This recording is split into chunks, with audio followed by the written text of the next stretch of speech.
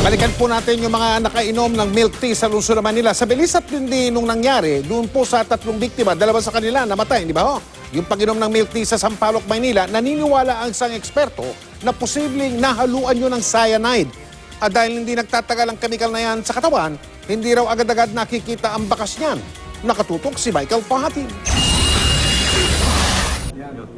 Nakita sa CCTV ng Ergo Chat Tea House sa loob lamang na 3 minuto. Matapos tikman ng mga biktima ang milk tea, naramdaman na nila ang agad na epekto nito. At sa loob lang ng 7 minuto, nanigas at nangisay na ang 3 biktima. 2 sa kanila namatay kinalaunan.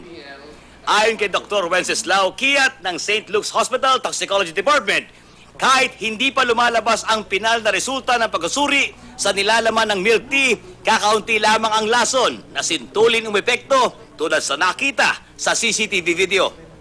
Sa akin kasi, 3 lang ang lason na pinakamabilis mag-knockdown ng tao.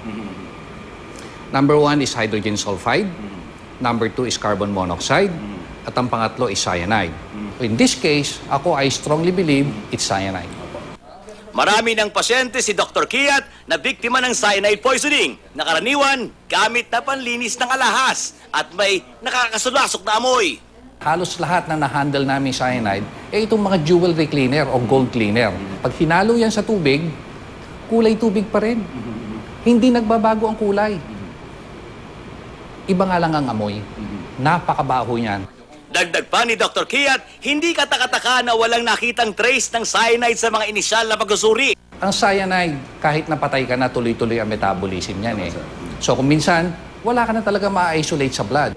Walang direktang gamot sa cyanide poisoning, pero kung agarang madadala sa ospital ang biktima, may tsansang makaligtas. Kailangan itakbo mo sa pinakamalapit na ospital. Kasi sa cyanide, time ang kalaban mo.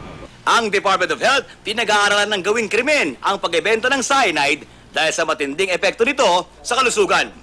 We urge the local government units to pass ordinances banning these substances in their respective jurisdictions. Michael Padre Katudok, 24 Oras.